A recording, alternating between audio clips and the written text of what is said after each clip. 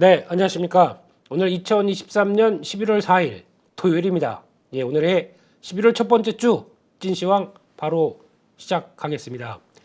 목소리에 약간 분노가 묻어 있네요. 네, 이럴 거면 왜 이렇게 뺐었는지 이런 생각이 들면서 분노를 가라앉히고 그래도 인사를 드려야 되겠죠. Hello everyone으로 시작을 해야 되는 저희 찐시황입니다. 네, 무엇보다 한 주 정말 고생 많으셨습니다. 10월 말과 11월 초가 겹쳐지는 이번 주였었죠. 네, 그래서 그렇게 극한으로 한 번 더 몰아가더니 그 다음에 거기까지 가서 좀 위험한 것처럼 보이지 그래놓고 거기서부터 쫙 하고 끌어올리는 이런 변화들 참 이런 거 되게 많이 시장에서 겪었고 봤다고 하는데 이런 때마다 느끼는 건 막 흔들리는 눈빛과 가슴 막 콩닥콩닥 찌면서 계좌가 막 줄어들어서 마이너스 저기까지 가 있는 걸 보고 한 두 달 만에 내 계좌가 이렇다고 오 마이 갓 이러면서 막 정신없었던 한 주였었는데 그러다가 또 그런 마인드를 안고 주가 쭉 올라오다 보니까 그래 이건 또 팔아야겠어 혹시나 또 빠르게 결정하셨다가 팔았더니 또 쭉 올라오는 이런 어처구니입니다. 그것도 손해를 좀 크게 보고 정리를 했는데 계속 올라오는 이런 현상에서 참 혼돈과 공포 속에서 그리고 또 안도와 그 다음에 어떻게 갈지 모르는 이런 궁금함 속에서 이번 한 주를 마감하시지 않으셨을까 참 그렇습니다. 다단한 이런 복잡계 쪽에서 혼돈계 쪽에서 마감했던 한 주를 보면서 여러 가지 생각이 많이 드는 토요일입니다. 네, 그런 쪽에서 그래도 부디 어떤 큰 뭐 솔직히 오류를 겪으셨고 또 대응 잘 못했다라고 생각하실지 몰라도 항상 저희가 느끼는 건 그거죠. 지금부터가 어떻게 액션을 취하느냐에 따라 달랐죠.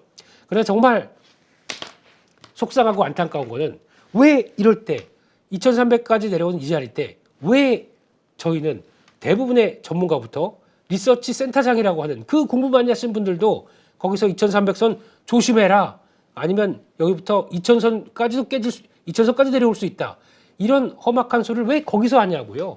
그래서 저희 이렇게 헛갈리게 해서 눈빛을 더 불안하게 만들었던 왜 그래야 되는 겁니까? 좀 공부도 좀 해보시고 아니 그 정도로 식견이 있다고 하게 되면 여기 자리에서 지난주에 찐시황 내용들이 그렇잖아요. PBR 0.85배 이 정도까지 내려온 자리에서 한국 시장이 전통적으로 그 자리에서는 반등이 나왔던 자리고 2008년도 금융위기 쪽에서도 그보다도 못한 주가 쪽에서 여기서 위험 관리를 하고 더 빠질 걸 준비하라고요? 말이 되는 소리를 좀 하십니까? 죄송합니다. 오버했습니다. 네. 항상 그렇더라고요. 한쪽으로 쏠려가게 되면 그들조차 두려워하고 그들조차 무서워하고 그런데 항상 거기서는 반등이 나오죠. 네, 그런 현상을 보면서 많이 착잡합니다. 네, 이런 시장에 또 얼만큼 기준을 가져가야 되는지 어느 정도쯤에서 내가 어떻게 참을 자리에선 진짜 꽉 참고 그 다음에 나왔을 때 어떻게 대응해야 될지 이런 또 다른 교훈을 줬던 이번 한 주가 아닌가 싶어서 착잡한 마음과 그리고 또 좀 정신 좀 차리시라는 아니면 모르면 그냥 가만히 계세요. 그냥 저희 좀 헛갈리지 않게 입 샷다 마우스 하고 그냥 그렇게 있으시는 게 좋지 않나 생각이 드는데 그렇습니다. 일단 다 지난 건 지난 거고 그러면 앞으로 어떻게 해야 될지 이 부분에 대해서 또 포인트를 맞추고 오늘 자고 일어났더니 저는 깜짝 놀랐습니다. 시장이 물론 나스닥 지수 올라온 것도 그것도 그러지만 조금 이따가 살펴볼 매크로 지표들이 완전 뭔가 완전 용해가 돼버렸네요. 그래서 나오는 변화 이거 한번 좀 체크를 해보도록 하겠습니다.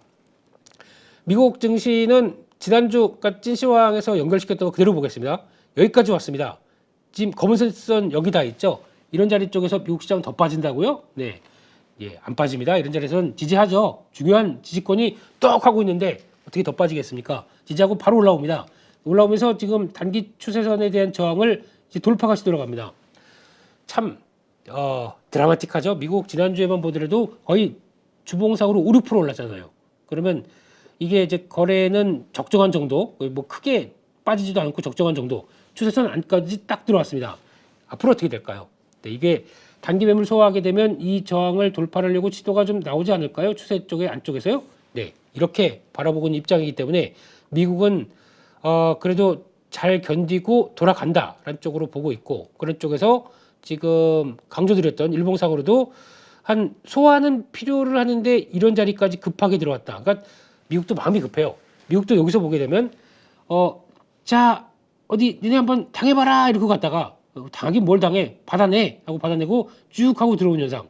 이것도 거의 뭐 V자식이네요. 네, 이렇게 들어오는 현상이 나오고 있고 그럼 여기서 앞으로 봐야 될 부분들은 그러면 지금 미국에서 가장 핵심은 이제 금리 관련된 쪽에서 연준은 그냥 똑같은 얘기를 하는데 시장이 어떻게 해석하느냐라는 부분들인데 그거 관련된 쪽에서 매크로 지표들이 안정받기 시작하면서 나오는 여러 가지 변화, 특히 뭐 고용 지표부터 나오는 지표들이 꺾이기 시작했다. 연준은 그러면 가만히 있을 것이다. 가만히 쓰고 있는 거죠. 예, 그래서 더 움직임이 없을 것이다라고 하게 되면 거기서 이제 금리는 이제 다 왔을 것 같은데 그러면은 거기서 고생했던 어떤 다른 변화들 이렇게 가는 거 이게 시장에서 나오기 시작하다 보니까 빠르게 지금 안정을 받는 과정인데 이걸로 모든 게 끝나느냐? 아닐 수 있습니다. 몇 가지 관문이 남아 있습니다. 그거는 조금 이따가 말씀드릴 것 같고요. 관문은 일단 이렇게 되기 시작하게 되면 다음 주 이번 다음 주죠. 그 다음 주가 10일 다 6일부터 뭐 한 10일, 6, 7, 8, 9, 10, 예, 10일 그리고 또 그 다음 주가 17일. 그러니까 즉 11월 1주는 고생하면서 끝났고 2주째는 좀 회복하려고 고생하면서 끝났고 회복하려고 나올 거고 3주째 이쪽에서는 약간 고민되는 이런 모습들이 나올 겁니다. 왜? 이때 저희가 알고 있는 미국 정부의 셧다운이 있기 때문에 이거 관련된 쪽에서 어떤 변화를 가져갈 것이냐 이거에 대해서 시장이 고민할 겁니다. 그러면 일단은 흐름상으로 봤을 때는 다음 주는 회복에 계속 무게를 두면서 시장이 움직이겠죠. 거기서 어떤 대응을 할 것이냐 이 부분이 또 하나의 숙제로 남고 어떤 거 뭘 살 거 뭐 이런 것들 또 체크해야 될 것 같고 셧다운 쪽을 앞두고 미국 시장이 또 어떻게 고민할 것이냐 그러면 어느 자리까지 올라와서 뭐 이 자리 아니면 또 이 자리 이런 쪽으로 어느 자리까지 올라와서 시장이 고민할 것이냐 이 부분을 이제 앞으로 체크를 해가야 되겠죠. 네, 정신없네요 미국 시장도. 예, 저기도 그런데 저희는 더 예, 미국 시장 보고요. 네, 대만 한번 볼까요? 대만 증시 보게 되면 대만도 50% 위쪽으로 가 있습니다. 네, 그리고 또 일본은 당연히 그 위쪽으로 가 있을 거고요. 좀 열악한 게 상해종합 증시, 홍콩의 지도 바싹 붙었습니다. 이 정도까지. 그런데 왜 우리는 여기 와 있습니까? 왜? 네, 답답하죠. 네, 그러면 이 격차를 많이 해소를 하려고 들어오겠죠. 근데 좀 몇 가지 거래를 봐서 느끼는 거는 요거는 거래가 왜곡이 좀 있습니다. 이때 영풍재지 사건이죠. 영풍재지로 인해서 반대매매 나갔던 부분이 차지하고 있고 이것도 그만큼이 그 전국 단타 대회가 열리다 보니까 천하제일 단타 대회 땅따당땅땅 이러면서 여기서 벌어지는 거죠. 그거 빼고 나는 거래량을 좀 제외를 하게 되면 아마 그거 빼면 이렇게 돼 있다가 이렇게 돼 있다가 그냥 요 정도쯤에서 나왔을 것 같아요. 그러니까 큰 거래의 변화는 이제 막 서서히 좀 바닥 찍고 올라가는 요때가 거의 그랬지 않습니까? 거의 뭐 코스피 5조 6조 그리고 또 코스닥도 4조 6천억 이런 바닥 거래를 찍고 이제 약간 터나는 모습들이 나오겠죠. 근데 아직까지도 긴가민가 하다 보니까 여기까지 올라오기 시작하면서 거래가 늘어나는 현상은 당연한 겁니다. 다 아유 내가 잘못 팔았나 봐.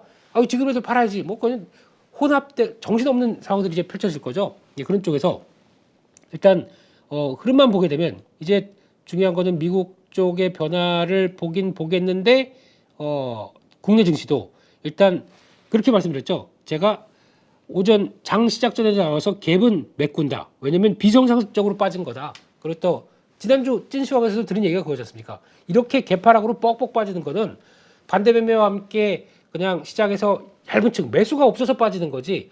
이거 뭐야? 라고 하면서 정신없이 다 선수들도 이러고 있는데 팔짱 끼고 이거 뭐지? 이러고 있는데 매수를 못하고 있는 상황 쪽에서 차라리 기권하시는 분들은 그거거든요.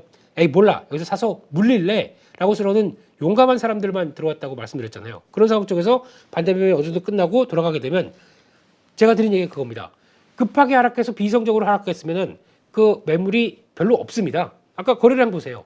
그렇게 빠졌는데 거래량도 없이 빠진 것들 다시 거래량 없이라도 채우게 되면은 어떤 식으로 나오면 급하게 밀렸다가 급하게 올라가는 변화가 초반에 빠르게 나올 수 있다고 말씀드렸죠. 제가 지난주에 말씀드린 게 그겁니다. 3일 안에도 100포인트 올라갈 수 있다고 말씀드린 게 이런 변화지 않습니까? 그러면 지금 이제 갭을 메꾸러 갑니다. 지금부터 이 갭 잘 보셔야 되겠죠. 그러면 어제 말씀드렸던 내용들도 2360선 저항인데 거기까지 바로 들어왔습니다. 그러면 다음 저항으로 들어가겠죠. 그러면 다음 저항 하나씩 볼까요? 다음 저항이 어디 있느냐? 요 자리, 여기 나왔던 그 갭의 첫 번째 자리, 그리고 갭을 메꾸는 자리 두 개가 있습니다. 그러면은 지금 시장으로 봤을 때는 그 자리 하게 되면 딱 보게 되면 2390, 그리고 또 그 안까지 들어온다. 2415 여기까지 들어오고, 그 사이에 어떤 변화가 나오냐면 이렇게 슥 하고 내려오는 게 들어오겠죠. 그러면 시장이 여기까지 들어가서 요거랑 만나는 지점까지는 일단 한번 훅 들어갈 수가 있습니다. 그런 변화를 보면서 그때 그러면 외국인들은 어떤 스탠스를 가져가느냐, 요거 중요하겠죠. 지금 생각보다 여기서 그렇게 강하게 밀어놓고 이렇게 올라올 때 지금 긴가민가하게 하고 있어요. 솔직히 추세 전환할 정도로 강하게 들어오게 되면 선물, 외국인 현물에서도 거의 5천억 이상 1조 가까이 사줘야 되고, 선물도 지금 아이고 우리가 잘못 봐서 청산 그러면서 5천 개, 10,000개 이상 선물 매수가 들어와야 됩니다. 그러니까 지금 현물, 선물 이쪽에서 생각보다 약해요. 그러면 이들도 고민하고, 아이 뭐 한국 시장은 뭐 그냥 요 정도 잠깐 올라왔다가 미국 시장 매크로 지표 안정 안 되게 되면은 너희들은 올라와 봐요 얼마 안 돼.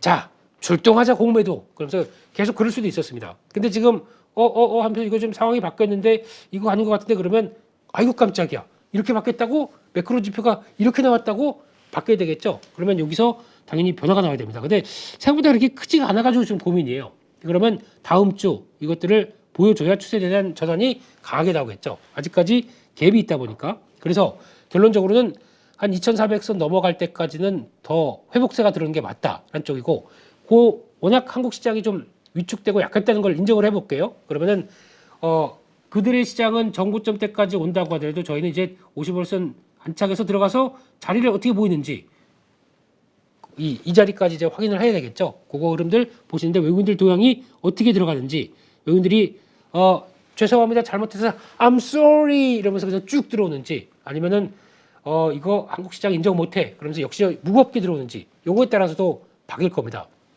어떻게 바뀌냐면은 그럼 들어갔다가 혹시나 약간 출렁임 나오고 2차로 들어올 때가 이제 강할 거고요. 그러니까 처음에는 약하게 그냥 기술적 반등 쪽으로 보다가 살짝 조정했다가 2차의 힘이 이런 게 되고 청산되기 시작하면서 강하게 들어오는지 이걸 봐야 되겠죠. 그래서 외국인 포지션은 지금부터는 또 잘 보셔야 된다라는 쪽도 체크를 해야 될 것 같습니다. 거기까지 보고 그러면 간밤에 나왔던 미국 증시 어떤 변화가 나오는지 한번 체크를 해보겠습니다. 미국에서 그 전에는 이제 지표들 여러 가지 예고가 나오는 게, 미국 증시 일단 미국에서는 지금 힘 빠지고 있어요. 지금 경기가 생각보다 그렇게 금리를 강하게 올려놨는데 경기가 버틴다고요? 못 버텨요. 저희 힘들어요. 경기 위축 신호가 나오는 시그널들이 지금 나오기 시작합니다. 그렇게 되면 어떻게 되냐면, 지금까지는 경기 무관하고 그냥 금리 같은 경우도 그렇죠. 10년물 국채 금리 같은 경우도 수요와 공급에 따라서 아유 이거 이렇게 대량 발행하는데 누가 사줘? 아유 그냥 쭉 올라갔던 게, 지금은 잠깐만 경기가 생각보다 안 좋은 신호가 나오고 있는데, 그러면 경기를 대변하는 10년물 국채 금리는 여기까지 오는 게 맞지 않잖아. 꺾어 이렇게 돼서 진행시켜 그래가지고 이렇게 쫙 하고 내려오는 이런 변화가 나오는 거죠. 경기에 위축되는 신호가 나옵니다. 시장은 이거를 와우 오히려 bad is good으로 해석을 하고 있는 상황들이죠. 근데 나중에 가면은 이게 계속 이렇게 된다 그러면 이거 안 좋은 겁니다. 하지만 지금 시점에서는 그래도 그나마 연준의 액션을 연준이 만족할 정도의 지표들이에요 라고 하게 되면 이걸 더 좋아할 수가 있겠죠. 이게 지금 보고 있는 변화다라고 하는 거 한 번씩 찾아보겠습니다. 일단 고용지표 발표가 됐습니다. 고용지표 발표가 됐는데, 고용지표 저희가 중요하게 보는 세 가지 요인들 다 부정적이니까 긍정적으로 봐야겠죠. 배드 이스 굿이니까요. 보겠습니다. 비농업 부문 고용지수가 15명 증가했다고 얘기했습니다.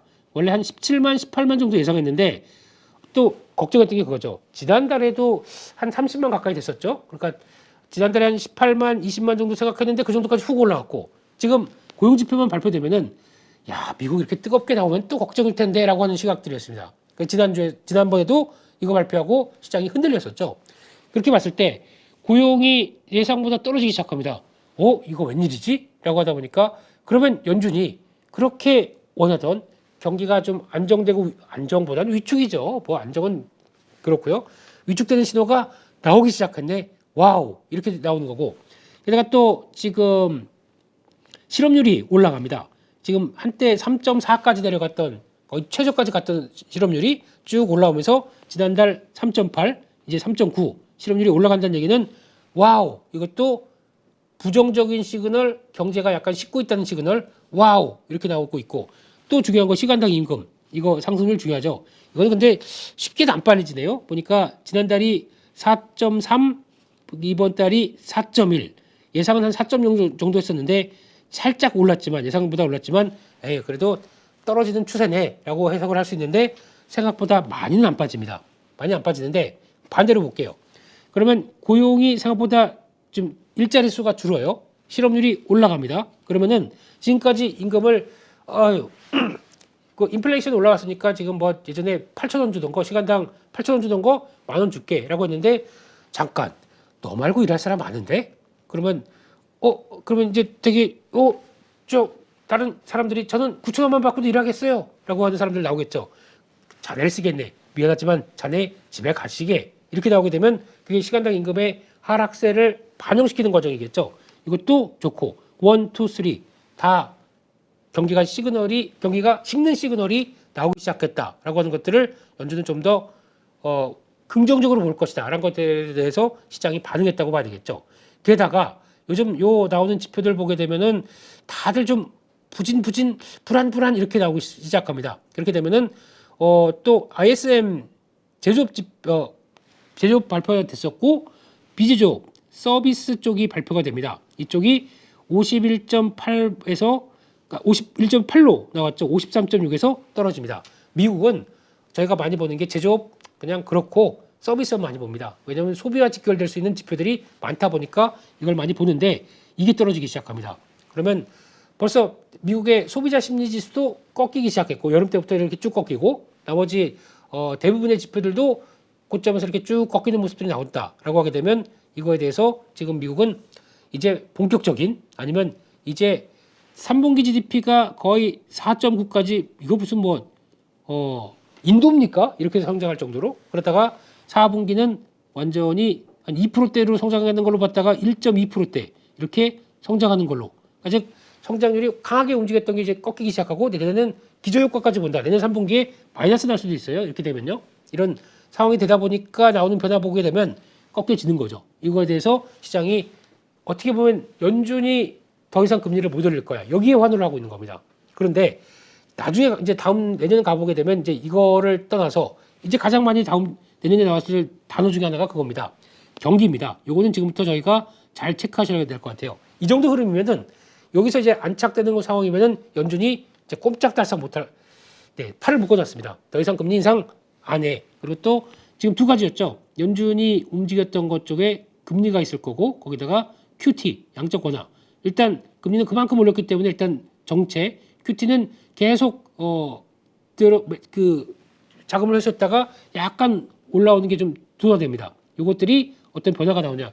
뭘 먼저 액션을 취할까라고 하게 되면 QT가 아닐까 싶기도 한데 그건 모르겠습니다. 근데 그건 이제 보는데 QT 정도 그러니까 QE 양적 완화의 반대죠. 양적 긴축 쪽을 거의 속도 조절을 하면서 나오지 않을까. 요거부터가 나오지 않을까 싶기 때문에 그거 흐름들 좀 체크를 하는 게 중요하겠죠. 그래서 연준의 변화는 내년 갔을 때 이제 본격적으로 경기가 어떻게 되느냐.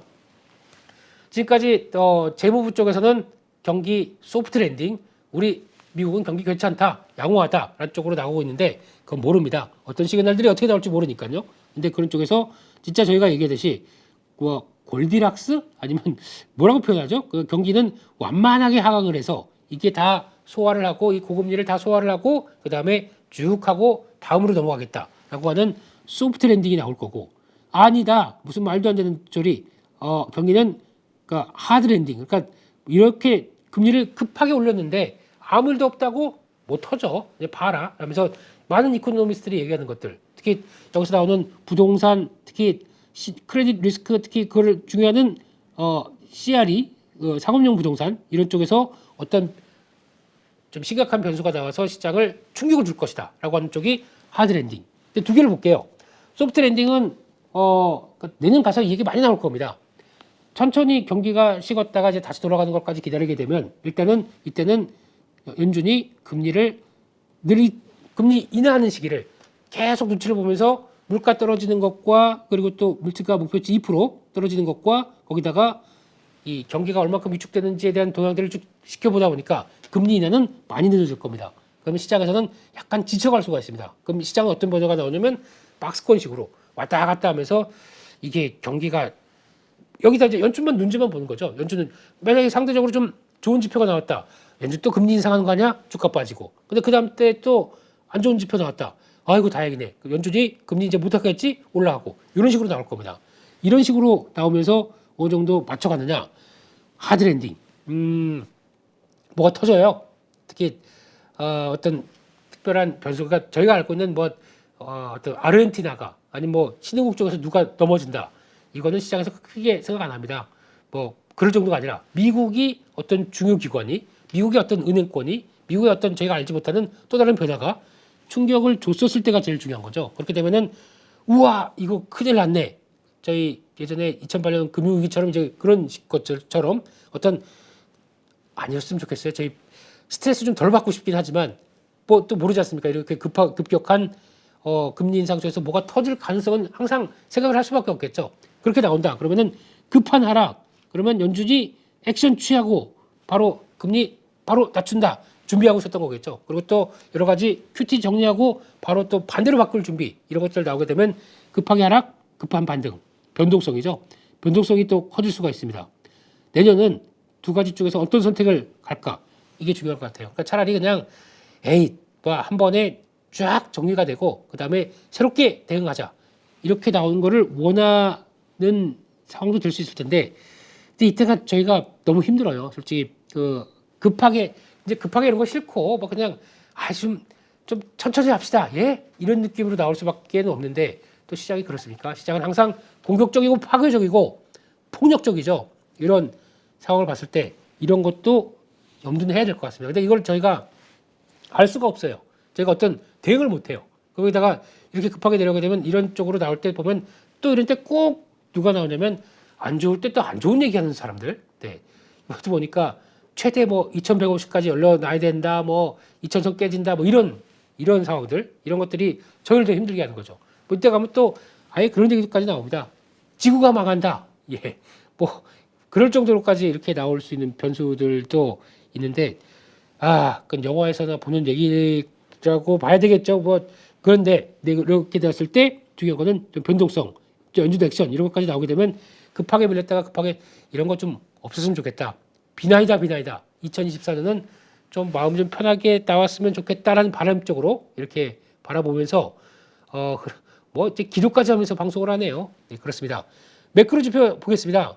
지금 제가 앞서 자고 일어났더니 깜짝 놀랐다고 세상이 바뀌었다고 얘기했던 거 그거 한번 체크를 해보겠습니다. 예. 커피 맛집에선 예, 커피를 음미해야죠. 일단 외환 시장입니다. 환율을 보게 되면 달러죠. 달러가 큰 폭으로 그것도 아니 저거 말이 돼? 라고 할 정도로 급한 달러 약세가 보여졌습니다. 왜? 뭐 이런 거 필요 없습니다. 아니 이런 거 필요 없습니다. 그냥 시장이 반응하는 겁니다. 그만큼 달러가 강하게 움직였던 거에 대한 변화를 이번에 고용지표를 통해서 확인이 되다 보니까 아이고 드디어 미국이 경기가 쿨다운에 들어갔어. 그럼 미국의 달러가 강해야 되겠어? 라고 하는 의문이 나오기 시작했죠. 그러다 보니까 급하게 106대 움직였었습니다. 이틀 전 오늘 아침까지만 하더라고요. 근데 104.66, 105까지 깨졌습니다.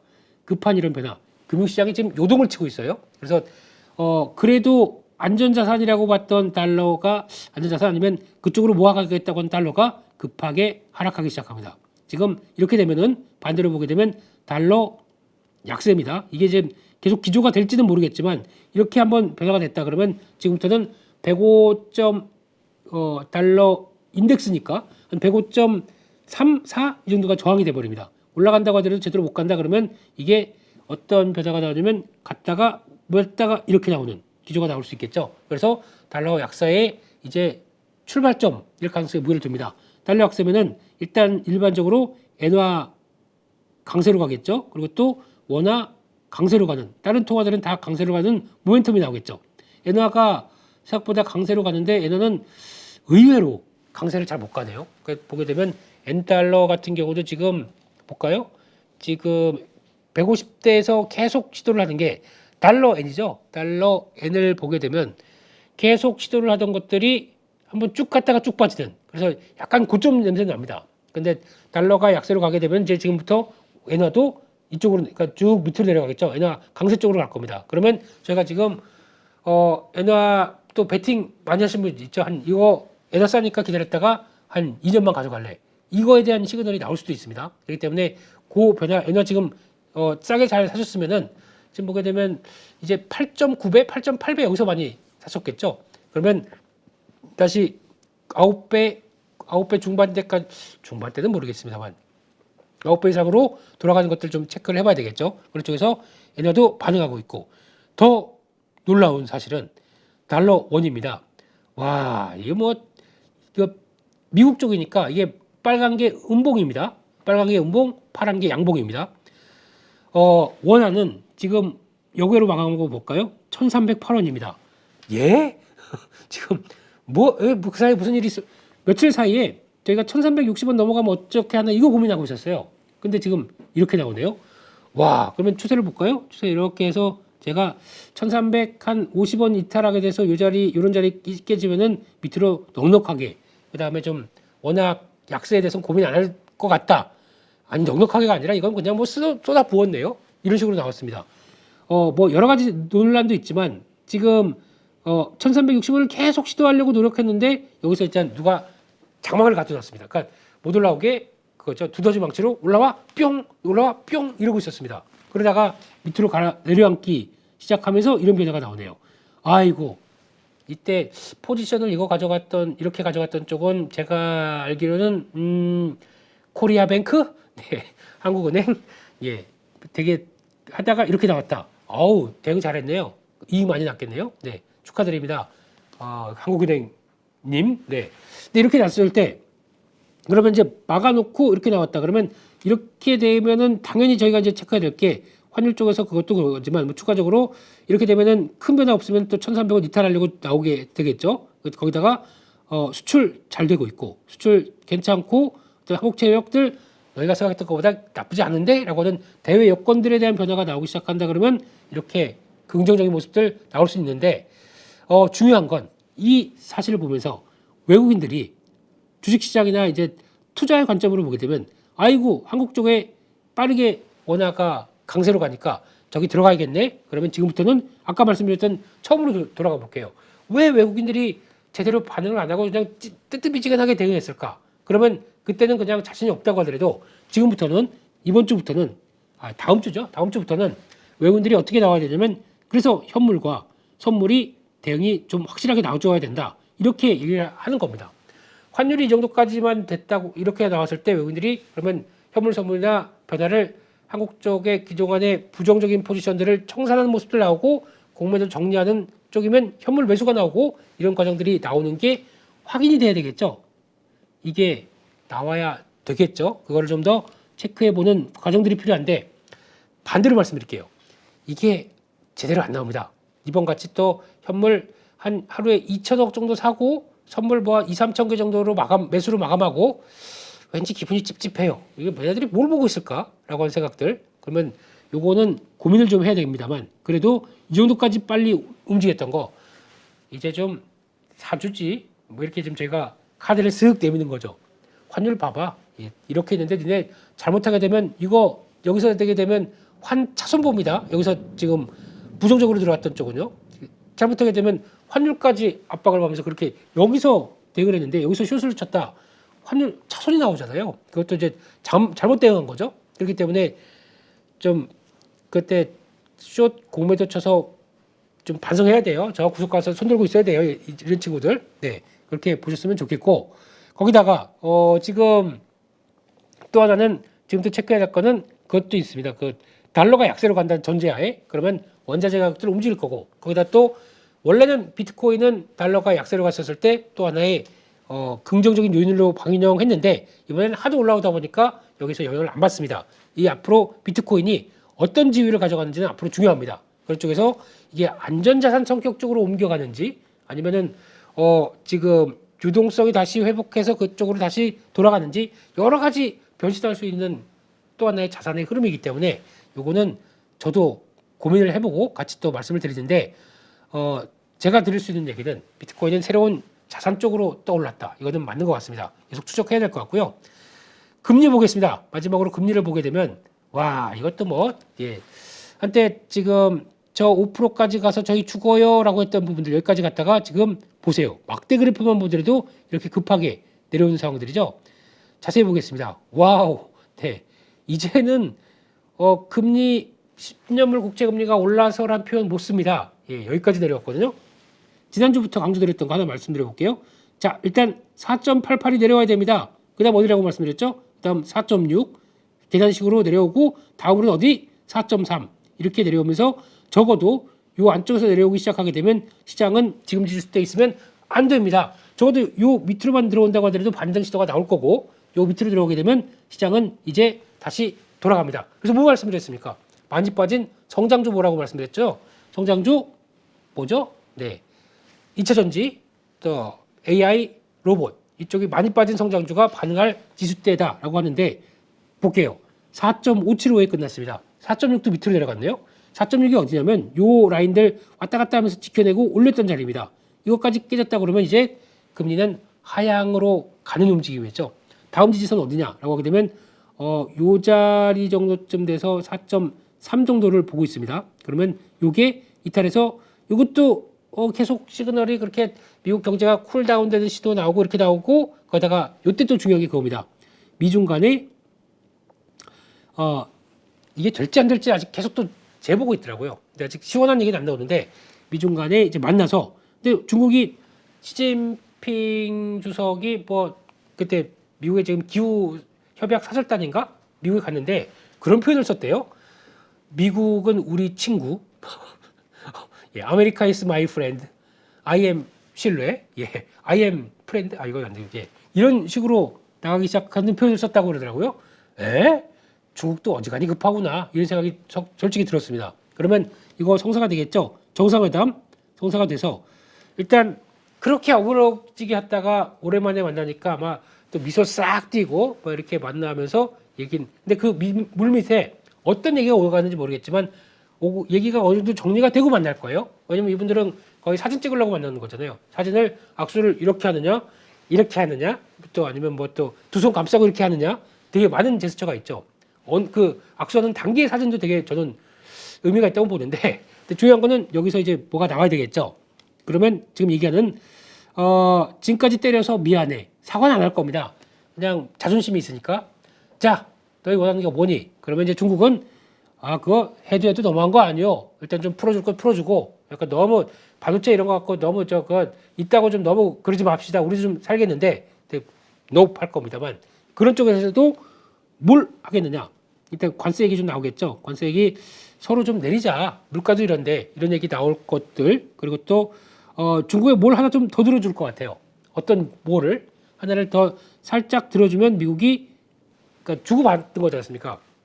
그래야 그래 그거 들어줄 테니까 너 우리 국채 좀 사줘라.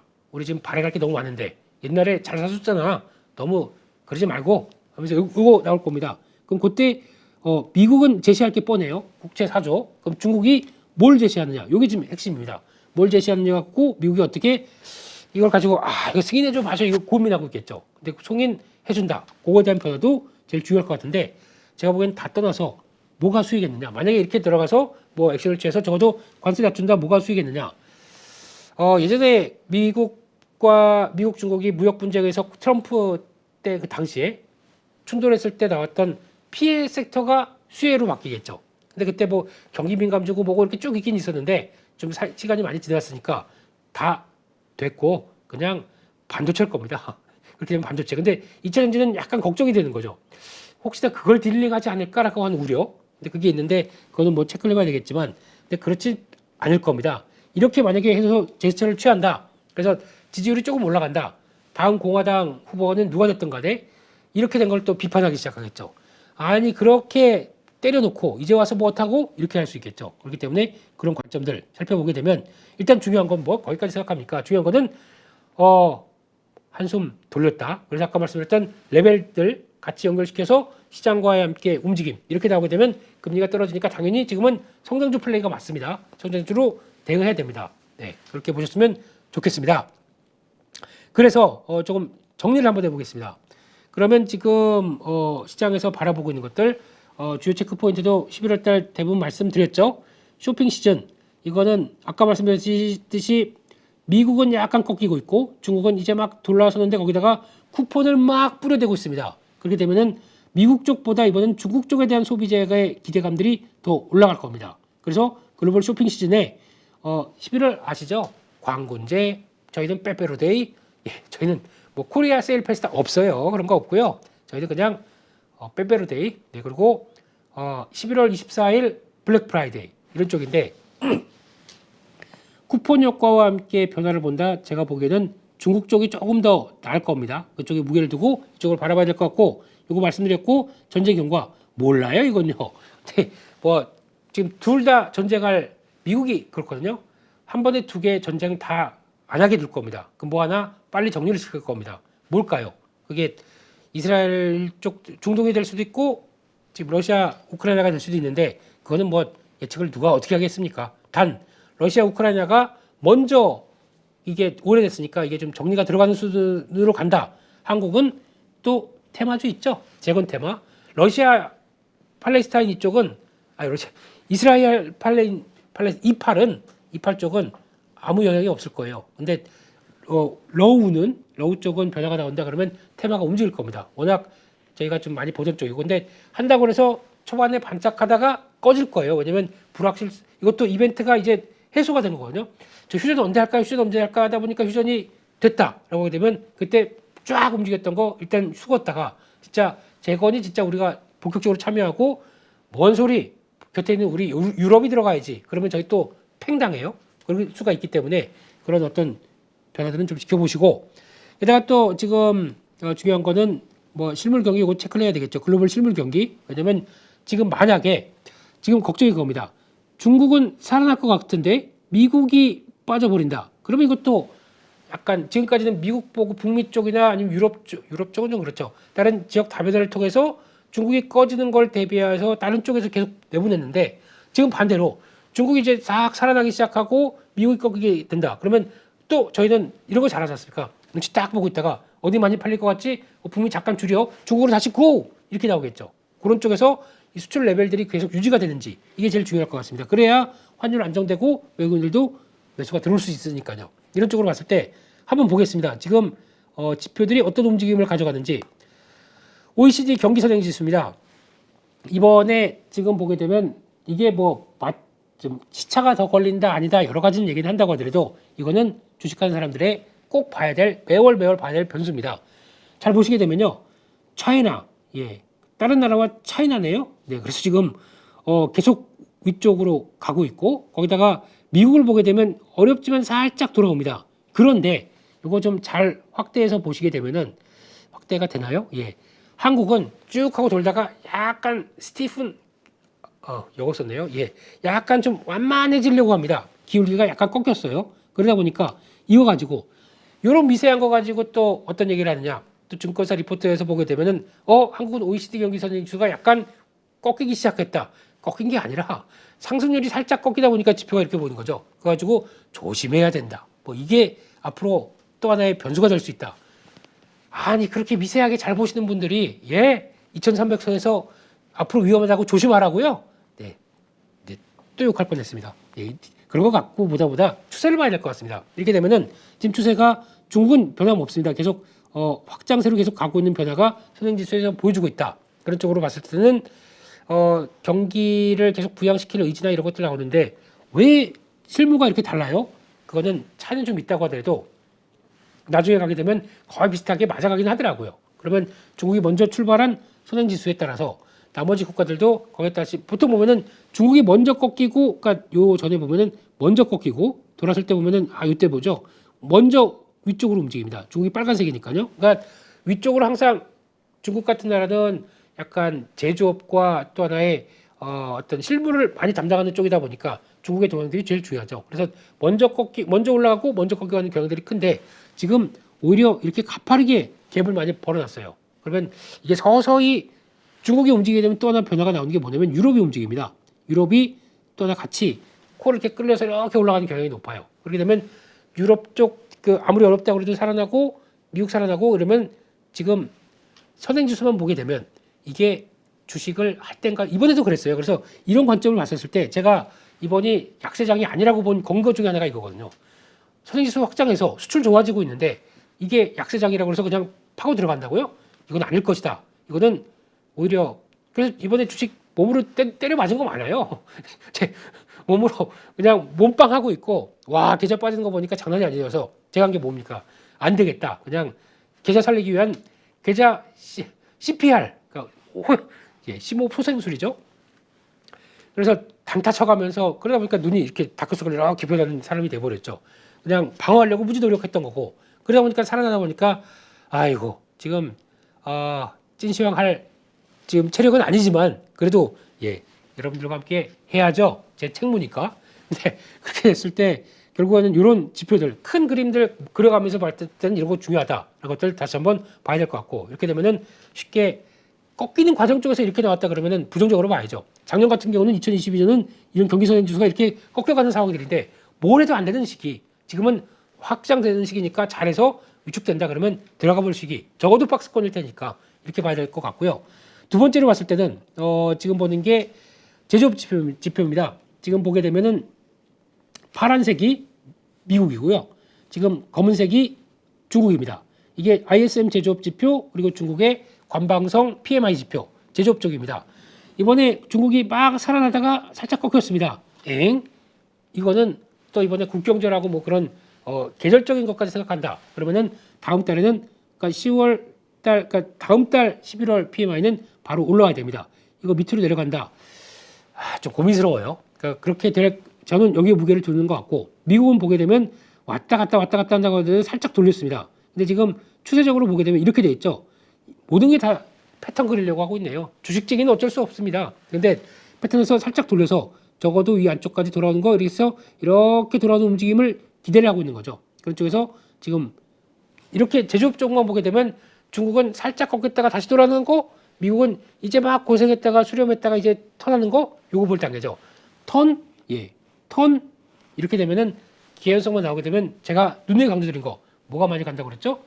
경기 민감 쪽에서도 눈길 가셔야 되고 또 하나 경기 민감의 끝판왕 대표 주자 한국이 잘하는 거 반도체예요. 네, 이쪽이 또 될 수 있는 근거가 되겠죠. 그러면 이쪽도 체크를 해야 된다. 참 저 사람 반도체 얘기 많이 해. 그런다고 하더라도 반도체도 급이 있죠. 근데 지금 맞는 반도체가 있습니다. 그걸 사셔야죠.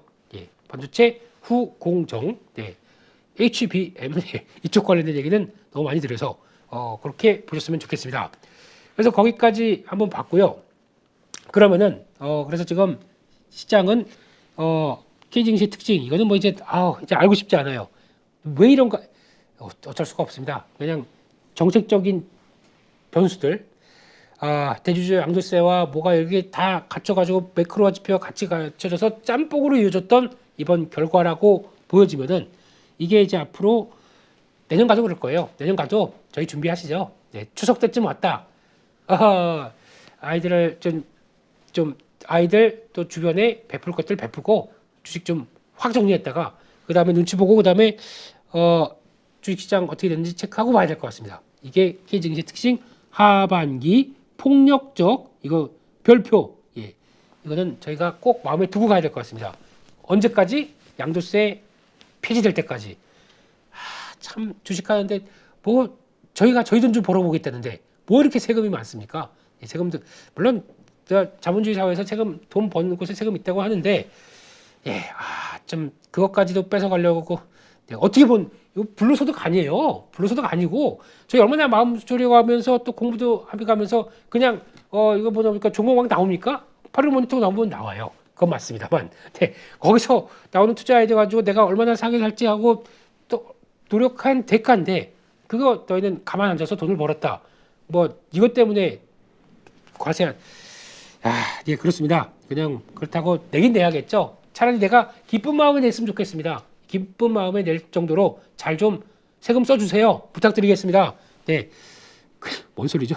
거기까지 하고요. 또 그래서 낙폭과대주 이제 성장주 중심으로 갈 거고 이제 그 다음에 실적 호조 섹터들도 나오긴 하는데 이쪽이 어디로 돌아갈 것이냐? 처음에는 여기입니다. 그 다음에 내년 실적 개선 종목과 성장이라고 같이 봐야 되겠죠. 제가 보는 거는 실적이 아니라 성장으로 가는 것들 같이 체크하면서 보셔야 될 것 같은데, 일단 지금 여기서 나오는 이제 투자 아이디어가 하나가 더 나오기 시작하는 게 낙폭 과대 쪽 성장주. 제가 오늘 찐시황에서 이거 말씀드리려고 했는데 그 사이에 나온 게 그게 나옵니다.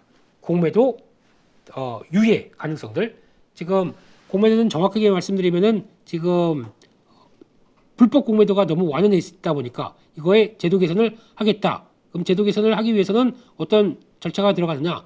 지금까지 불법 공매도 한 애들 너네 일단 쭉 줄 좀 세울게. 이것도 물론 중요할 것 같고. 근데 실태 조사하고 그다음에 실태 조사 많이 했어요. 많이 해서 다 알고 있을 겁니다. 근데 해도 너무하니까 이런 얘기가 나오는 거죠. 그런 쪽에서 제도 개선을 하기 위해서 공매도 조치를 한시적으로 유예를 하겠다라고 하는 부분들. 제도를 정비하기 위해서, 그러니까 결론적으로 그렇게 나옵니다. 이렇게 되게 했을 때 과연 시장에서는 아니 저거 MSCI 지금 선진국 지수로 가야 되는데 이렇게 하는 거 하면 말이 안 되는 거 아니냐. 그래서 공매도 그냥 이거를 그러니까 제도를 왔다 갔다 하는 거 너무 좀 그런 거 아니냐. 제가 보기에는 이거 이해해 줄 것 같아요. 왜냐면 이런 불법적인 거 자행하고 그리고 거기다 벌금도 이만큼 내고 돈 다 찾아가고 이런 불합리한 거 정리해야죠. 이걸 보면서 눈치를 보면서 못한다고요? 말이 안 됩니다. 이거는 늦어도 됩니다. 선진국 진입하는 거 나중에 차라리 살아있을 동안에만 해도 돼요. 근데 이 불법적인 거 나오는 거 이거부터 고쳐야 되기 위한 정책적인 제도 개선이다. 당연히 가야 되겠죠. 그러면 그때 한시적 유예, 제가 보기엔 이게 늦어진다고 하더라도 이거 해야 됩니다. 이게 더 맞다고 생각합니다. 그렇기 때문에 제도 개선하는 거 가는 동안에 여러 가지 의도가 있다고 하더라도 뭐 3개월, 뭐 6개월, 뭐 얼마가 될지 모르겠지만 될 가능성이 있다고 보게 되면 이런 쪽에서 나오는 이번 조치는 당연히 잘 됐다고 봐야 되겠죠. 해야 될 거고요. 그랬을 때 어떤 변화가 나올 것이냐. 그럼 과거에 잘 보세요. 최근에 공매도 금지를 시켰던 기관들이 코로나 기간 때 그때 바닥 찍고 막 돌아올 때 이건 안 되겠다 싶어서 정리했고 그 1년 뒤에 5월 달이었나? 그때까지 유예를 시켰습니다. 그때 공매도가 되지 않다 보니까 좀 자유롭게 빠르게 주가가 움직인 측면들이 높아요. 그런 흐름들이 이번에도 거의 비슷하게 나올 수 있겠죠. 그러면 공매도 이거에서 수혜가 뭐냐? 첫 번째 대형주입니다. 왜냐면 공매도가 들어왔던 것들이 이제 못하고 이게 그러면 올라오기만 하면 이게 계속 강하게 되겠네? 그러면 쇼커버리 나오겠죠? 근데 대상되는 것들이 다 코스피 200, 코스닥 150 이쪽이지 않습니까? 이쪽 종목들을 타겟으로 맞추셔야 됩니다. 그리고 첫 번째, 두 번째는 공매도 잔고가 많은 종목들 당연히 영향을 끼치겠죠. 그렇게 돼서 보다 보고 자료 조사하면서 깜짝 놀랐습니다. 아니 발행 주식에 6% 7%까지 공매도가 들어가 있다. 참 그냥 회사 망해라 발행적이죠. 그 정도까지 들어가 있다는 것. 물론 롱숏 전략 쪽에서 보게 되면 들어가는 거 맞는데 그 정도까지 안 좋게 봤다 그러면 그만큼의 낙폭이 컸다는 것들의 반증일 텐데 그럴 정도 한국 증시가 만약에 적자가 났다. 제가 이해를 할게요. 가다가 적자가 나서 심각한 기업의 존속에 타격을 받는다. 그 정도면 발행 주식에 10% 잔고까지 들어가는 거 인정하겠습니다. 그런데 약간 평소 실적 나오던 거에 한 반토막 났다고 하더라도 망합니까? 망하게 만들고 있잖아요. 당신들이 그 주가를 그렇게 몰아가면서 그게 더 중요한 거예요, 아닙니까? 하여튼간 그렇게 됐을 때 일단 또 보셔야 될 것 같고, 그래서 이런 대형주 맨 처음에 들어가고 그 다음에 대형주가 쫙 올라가게 되면 그 다음에 중소형주가 힘내서 살짝 움직이겠죠. 그런 거 봤을 때는 타겟은 여기 들어갈 것 같은데 중요한 거는 시행이 되는 거. 단독 보도에 의하면은 다음 주 중에 발표한다고 하는데 모르겠습니다. 그거 돼야 되겠죠. 그럼 저희 준비를 하면서 눈치를 살짝 봐면서 혹시 보초변 같은 경우는 보낼 필요는 있겠죠. 네, 그런 쪽에서 봤을 때 그러면 그런 종목들이 뭐냐? 다음을 보겠습니다. 다음을 보게 되면은 정리를 해보다 보니까 코스피 코스닥으로 나눠봤습니다. 공매도 잔고 상위 10종목입니다. 더 밑으로 쭉 있는데 이거는 아까 제가 접속해서 더 보려고 하다 보니까 KLX가 토요일이라고 지금 막아놨어요. 안 됩니다. 토요일에 저희 공부 열심히 하는데 그거 왜 막았는데 그렇습니다. 그랬을 때 타겟 들어오는 거 보세요. 7.5%. 와, 여기도 7.2%. 에코프로가 6.2%. 에코프로 BM이 의외로 없어요. 이번에 저 바닥에서 쫙 하고 정리를 해서 보니까 5%대 밑으로 내려가더라고요. 이런 정도입니다. 호텔 신라 롯데관광개발 약간 그쪽이죠. 중국 소비주 쪽에서 생각보다 고민을 과했습니다. 이거 타겟되겠죠? 체크해 보시고요. 그 밖에 요즘 추세적으로 보게 되면 SKC 괜찮아 보입니다. 이게 지금 저희가 다 알기로는 동방만 보는데 동방 말고 반도체 쪽에 소재 쪽이 있거든요. 이거 보면은 돌아갈 때가 됐는데 너무 좀 심한 거 아닐까 하는 생각이 듭니다. 이거 보셔야 될 것 같고 현대미포조선 예 보셔야죠. 조선주 자꾸 왜 그렇게 부정적으로 보시는지 모르겠어요. 주가도 왜 이렇게 약한지 모르겠어요. 제가 보기에는 아닐 것 같다. 이거는 괜찮을 것 같다. 또 쪽이고 참 어려운 회사 DB하이텍 이것도 같은 말 듯하면서 거기까지 만들어 와 있죠. 제가 보기엔 요 정도. 근데 요 안쪽의 종목들 다 관심 요구에 넣으시고 흐름들 변하는지 체크해 보시되 저라면 뭘 하겠느냐. 1, 2, 3, 4 이 정도 쪽으로 보시면서 그래도 코스피 쪽의 대형주들 움직임들 변화들 체크하시면서 보시는 게 맞지 않나 이렇게 생각이 들고 있습니다. 코스닥을 보겠습니다. 코스닥은 그냥 기승전 2차전지입니다. 2차전지가 그렇게 빠졌다가 이제 돌아오는 부분들 물론 아니 2차전지 뭐 바뀐 것도 없는데 바뀐 게 없는 게 아니라 악재만 가득했잖아요. 악재만 가득해서 그렇게 극한으로 몰아갔지 않습니까? 근데 제일 중요한 거는 2차전지 보면서 와 참 진짜 답답한 게 전기차 끝났다고 얘기하시는 분들도 있으세요. 예, 전기차 시대 끝났고 다 다시 하이브리드나 아니면 내연기관으로 돌아갈 거니까 전기차 종목들 지금 뭐 2차전지 종목들 그냥 다 패대기 치는 게 맞아라고 너무 극단적으로 보지 마세요. 극단과 극단은 너무 안 좋습니다. 저희가 극단은 거기 경험했었죠. 150만 원대 가는 거.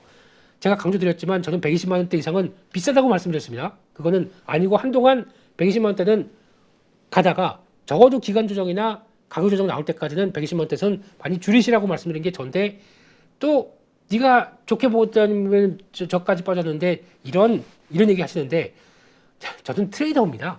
가격 봐서 마음에 안 든다. 그 정도까지 많이 올랐다 그러면 쳐다도 안 봐요. 그렇다 이번에도 이렇게 많이 밀리니까 이제부터는 제가 사는 거 아닙니까? 샀다가 저도 들어갔다 나왔다는 계속 하는 거지 않습니까? 보이는 못 하겠다고 하더라도. 근데 지금부터는 이런 것도 체크를 하셔야 될 것 같고 그러면 들어간 거 볼게요. LNF, 에코프로 쭉 봤었을 때 서진 시스템 이런 것들 들어오죠. 이렇게 들어오는데 의외로 반도체 장비 쪽도 많네요. 그래서 반도체 장비 쪽은 아마 그래서 그랬을 겁니다. 약간 그 실적은 안 나오는데 또 반도체는 역시 사이클을 타는데 사이클이 늦다 보니까 IDC라고 하는 종합 반도체 회사들이 이렇게 쭉 돌아가게 되면 그때 뒤늦게 따라올 테니까 그때 되게도 돼라고 좀 여유 있게 공매도가 안 풀린 것도 있겠죠. 지금까지 저 고점에서 그냥 갖고 1년 전에 첫 것도 이렇게 룰루랄라 보고 있던 것도 있겠죠. 이런 거 정리는 나올 겁니다. 그때 들어갔던 거 네페스 주성 엔지니어링 그리고 또 뭐 다원 이거는 잘 모르겠어요. 이건 전 별로 그냥 모르는 회사고 의외로 지금 바이오 쪽이 들어옵니다. 바이오, NKMX, ST큐브, HLB, 휴마시스.